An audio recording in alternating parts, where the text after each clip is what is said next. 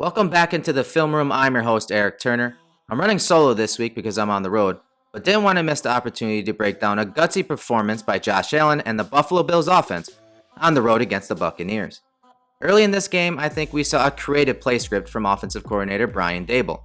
It was pretty obvious that his mindset was going to be aggressive. Aggressive with the types of calls and concepts, but also by weaponizing Josh Allen against arguably the top rushing defense against the run. I mean, there's different ways to, you can turn and hand it off and let them run into that line of scrimmage, which, they were, top two, if not the best, under 80 yards. So, again, you try to be creative and find ways to either tire a line out or get the ball on the perimeter and use RPOs or quarterback run game or quick drop back or perimeter screens. So, we were going to be aggressive. That was the mindset going into it. But the two drives in the first quarter stalled because they got off track and behind the chains on third down. But even though the start was rough and the Bills got behind, he still stuck to the game plan. A game plan that included a bevy of designed runs, RPOs, and play action passes. So let's start off in the first quarter with this QB pin and pull sweep from 0-1 personnel, which means there are 0 running backs and 1 tight end. Bills start in a 2x2 set with McKenzie to Allen's left, but then shift to a 4-strong look. So 2 receivers tight to the line of scrimmage to the formation's right, with McKenzie shifting to Allen's right. The Bills motion knocks from right to left, then back to the right side of the formation and snap the ball. Allen executes a fake to McKenzie, then follows center Mitch Morse and right tackle Spencer Brown out wide for 14 yards. What I love about this play is the fact that the Bills not only pick up extra blockers with Morse and Brown pulling, but they don't even block the backup nose tackle, knowing that he won't be a factor out wide. That allows Williams to scoop to the second level to pick up linebacker Devin White, a block that needed to be executed for this play to succeed. But the offense really took shape on the Bills' first drive of the second quarter, a 77-yard drive that ended with a field goal. A drive where Bills fans got to see Allen make some special plays with his arms and his legs. Here's the first play from this drive, a 25-yard strike to wide receiver Emmanuel Sanders on a hank or D pivot concept. This combination is just a deep curl paired with a diagonal route. The Bucs tried changing the picture from pre to post snap by showing a single high press man look, but then dropping into Tampa 2 coverage after the snap. But Allen isn't fooled, and he uncorks the pass to Sanders to start the drive. Allen completed 11 out of 14 passes off play action for 102 yards in this game. His 78.6% completion percentage off play action was 16.1% higher than straight drop back passes, and his passes were 2.1 yards per attempt further down the field. Check out the anticipation and velocity on this throw to Diggs on the same drive. The shift by Breida shows man coverage with 2 safeties deep, so the Bucs corners can play aggressively. The off corner lets Diggs close the cushion, then gets into his outside hip, and as soon as he does, Diggs snaps the route off to the middle of the field and the ball is on him. Just great timing, rhythm, and throw by Josh Allen. In order to make this sort of throw, you need protection, and left tackle Deion Dawkins and left guard Ike Bucker passed off the stump beautifully so that Allen could remain comfortable in the pocket. On the very next play, Daboll dials up this complex screen and go to wide receiver Gabriel Davis. The shift by Breida into the backfield identified the coverage as a single high zone coverage. On the snap, Allen fakes the swing pass to McKenzie as Gabriel Davis sells the block, but then releases. The swing action forces the apex defender Ross Cockrell to trigger downhill to defend the screen. Davis swims Cockrell and then runs a wheel up the sideline. The post route by Sanders and delayed wheel route from Gabriel Davis is the perfect route combination against this cover 3 defense. This is a play the Bills ran several years ago to tight end Jason Kroom against the Vikings for a touchdown. Daboll definitely got the coverage he wanted against this look and reached into his bag of tricks to get another explosive play. But as I said, the Bills were forced to kick a field goal after this incompletion to Davis on 3rd and 3. The defensive end dropped into the underneath area on this creeper pressure and took away this shallow seam route versus cover 3. The Bills had 4 drives in that second quarter and they yielded only that field goal. 2 of those drives ended in a punt and 1 with an interception. That interception was with the Bills now down 24-3, which of course forced Allen to press a little bit. The Bucs sent a 6-man pressure, but the Bills' protection plan was on point. Unfortunately, the execution wasn't. The Bucs ran a 3-man game on the interior offensive line, and it's picked up rather well, especially by Mitch Morse. Look at how he gains depth so he can work to pick up the linebacker. But rookie Spencer Brown and running back Devin Singletary lose their blocks. Brown gets beaten by a cross chop, and Motor is just far too passive on his block. Elam chucks the ball towards the sideline, and it's intercepted by Richard Sherman. But I thought Daboll's plan to force the Bucs stud linebackers to defend the perimeter was fantastic. Why run zone or power concepts up the middle? Their best bet was to get the Buccaneers linebackers to freeze for a second so the Bills linemen could get into position just enough for the Bills weapons to break off some explosive runs. And those explosive runs started to come from running backs in the second half as the Bills went to more run-pass options. RPOs, which included pin and pull run blocking. On this big run by Motor, the Bills align in their nub tight end set with 3 receivers to the field. On the snap, the Bills get great down blocks by Brown and Knox. This allows Morse and Williams to pull.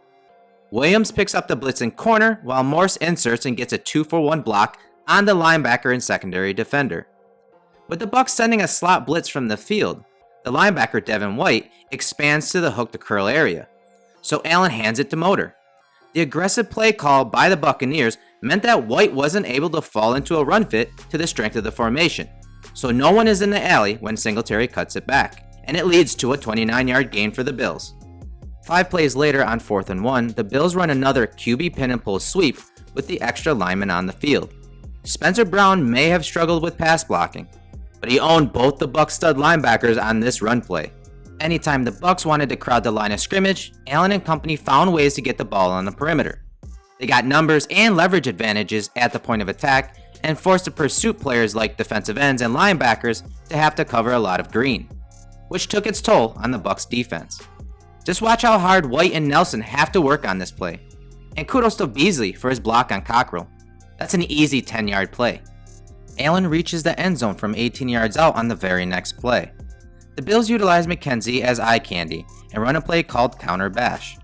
Allen scored on the very same concept against the Chiefs earlier in the year. The pre-snap shifting appeared to uncover a pressure call by the Bucs with him possibly in man coverage, which becomes very important as the play unfolds. Generally, Allen is reading the end man on the line of scrimmage. If he crashes, Allen would give to McKenzie and the speedster could get to the perimeter. But given this front, I believe Allen knows that he's going to keep it because of the alignment of the edge defenders. They are in wide techniques. So on the snap, Allen executes the mesh with McKenzie. But notice how Cockrell reacts. Cockrell had been matched up one-on-one with Beasley and McKenzie several times in the game when the Bucs were in man coverage. Cockrell followed McKenzie across the formation, which pulls him away from the counter element of this run. Allen appears to be gauging how well Sue, who is in a 4-eye technique, is reacting to the play. He could really disrupt the play because both the guard and tackle are pulling, and Morse has one hell of a task in front of him to back block on a 4-eye technique. So if Sue mirrored the pulling lineman, he could blow the play up. Allen reads Sue and recognizes that he isn't going to be a factor and scampers to the end zone for a touchdown. The Bills had so much success out of the trip nub formations in this game. On this play, the Bucs are in a similar defensive front but try to stack the play side gaps to force Motor to cut it back inside towards White. But the home team didn't expect the Bills' offensive line to use a play side guard like Bucker to kick out the forced defender. He does, and Motor is able to be one-on-one with the corner.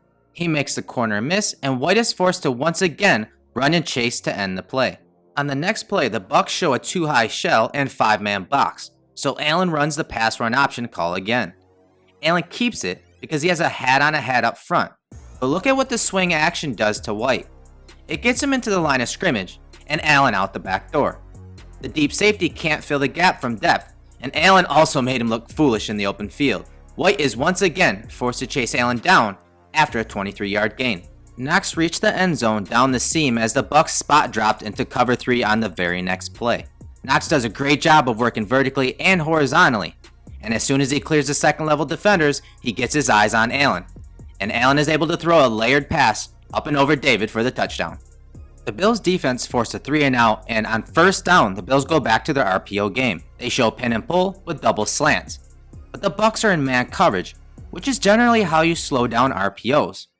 But it doesn't matter here because Beasley wins against Cockrell, which is a matchup the Bills took advantage of all day. Beasley caught 5 passes over Cockrell for 47 yards. But it helped that Devin White was forced to insert into the run fit because of how well the Bills were running pin and pull. That didn't allow him to help his teammate underneath. First down Bills. The Bills offense had the Bucs off balance. The RPO runs and passes were working as extensions of the run game, and allowing Allen to matriculate the ball down the field.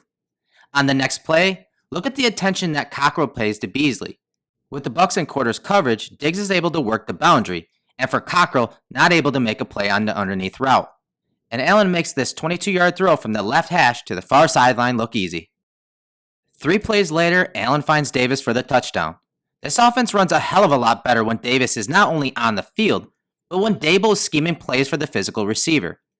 Here Daboll stacks on another level to the pass run option we saw several times in this game. Allen takes a snap, checks to see if the Bills have leverage with the swing pass, but then gets his eyes to Davis. White comes downhill into the line of scrimmage, probably thinking the QB draw is coming. This once again gives Allen a pretty clear passing lane, and he threads the pass to Davis, who was left one-on-one with the Bucs shutdown corner, Carlton Davis. Look at how pretty Allen's mechanics are, with pressure in his face. He makes sure to incorporate the hop so that he can rotate through and place the ball perfectly for the touchdown.